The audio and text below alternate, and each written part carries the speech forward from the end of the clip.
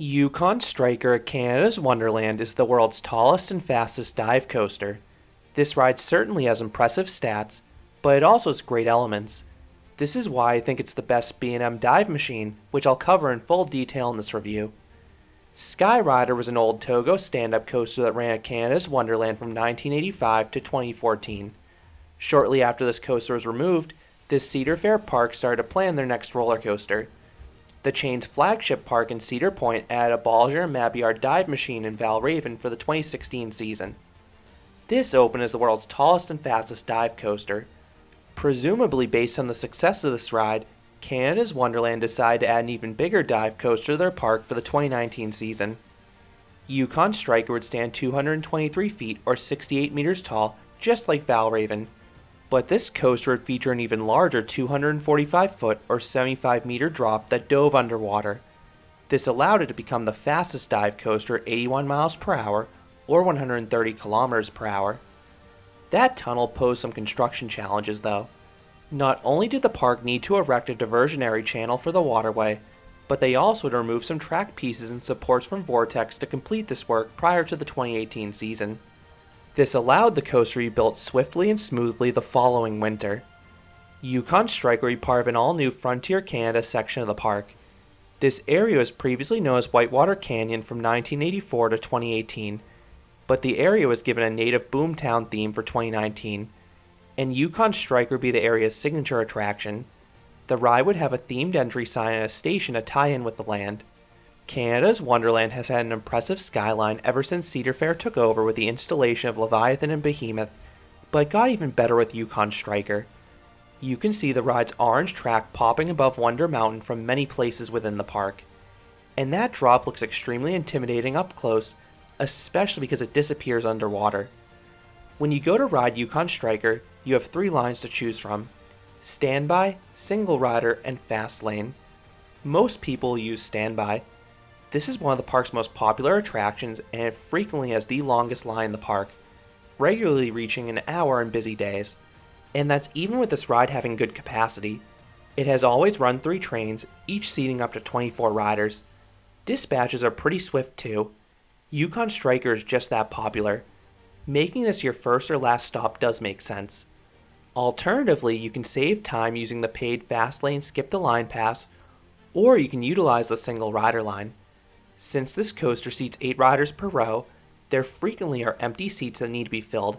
That's where the single rider line comes into play. If you're in the standby or fast lane queues, you can choose to wait extra for the front or join the shorter line for the other 2 rows. Most people understandably prefer the front for the view, but I think the back offers slightly better drops, so I typically select this row. When it's your turn to ride, you can store your belongings in the complimentary loose article bins, and this is a really neat system. The bins are attached to a track that runs over the station, so your bags and phones get to go for a ride while you're on Yukon Striker. It seems like an overly complex system, but it is really cool to see and it works well. The one downside with this setup is that you cannot place drinks in the bins. However, someone did that the first time I rode Yukon Striker, and when the bin tipped sideways, my fiance was doused in soda. We could see it happening, but we were locked in the train and could not avoid it. Unlike the older dive machines that have hard over-the-shoulder restraints, Yukon Striker's vest restraints, while these do hug your body more snugly, they eliminate the possibility of all headbanging, enhancing rider comfort. Now granted, this ride is extremely smooth anyway, so you wouldn't get headbanging with any restraint. More importantly though, these restraints lower the height requirement from 54 inches to 52 inches, allowing smaller guests to ride this attraction sooner. But have no fear, this ride's forces are strong enough that you'll still get airtime and hang time even with those vests. Once dispatched, you turn out of the station and ascend the towering lift hill. Like many B&M dive coasters, you don't go straight into the drop. You have this slow high turn in the air. This grants riders a stunning panoramic view of Canada's Wonderland and the surrounding area. It's especially surreal looking down Wonder Mountain. This leads into the holding break atop the drop.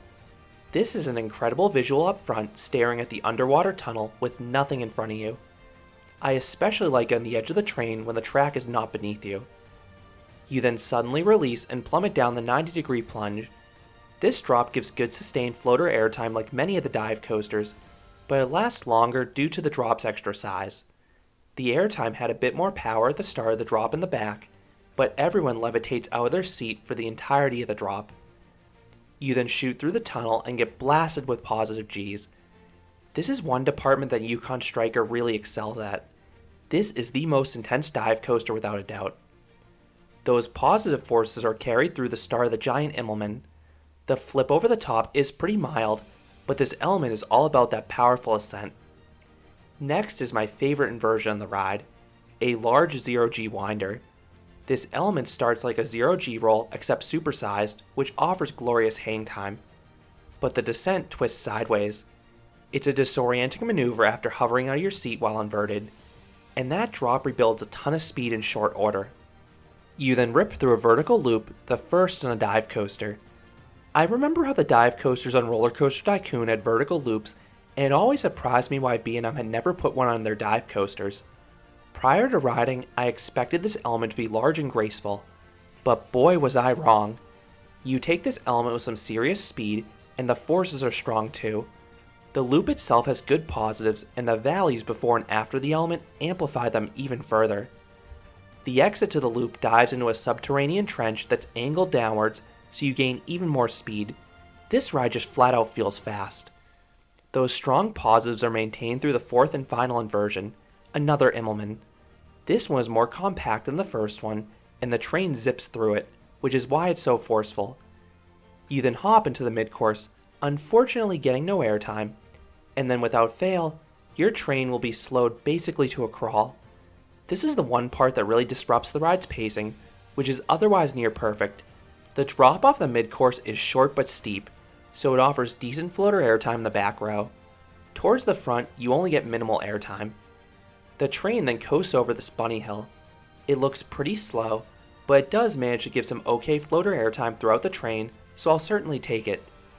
Yukon Striker then traverses a 360-degree helix above the midway. This is a really cool visual both on and off ride. You'll undoubtedly see guests staring up at the train.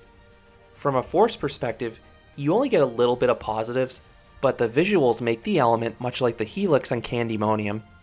You then snap into the brake run, and if you're on the left side of the train, you'll get a bit of weightlessness from this maneuver as you pop upright. This ends the 3,625 foot, or 1,105 meter long journey for you, and the much shorter journey for your loose articles. So what would I rate Yukon Striker? I would give this dive machine a 9 out of 10. This ride goes above and beyond for a dive coaster. You have that incredible first drop that is every bit as good as it looks, but the elements that follow is what really elevates Yukon Striker. You have 4 forceful inversions, many of which offer superb positive Gs. Rarely do I describe a dive coaster as intense, but it's certainly warranted with Yukon Striker. This coaster doesn't feel like a one-trick pony, not in the slightest, and it offers a full ride experience that fits in perfectly at Canada's Wonderland. This is easily the park's best inverting coaster. I believe I previously called Busch Gardens Williamsburg Griffon the best dive coaster in an older review.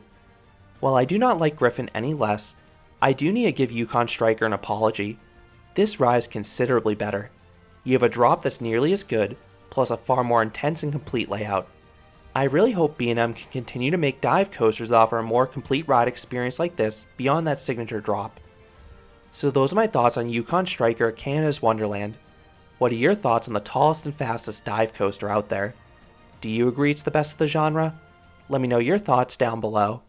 If you enjoyed this review, I'd appreciate it if you gave this video a like, and you considered subscribing, because there'll be a lot more roller coaster and amusement park videos here at Canopy Coaster. Thanks for watching.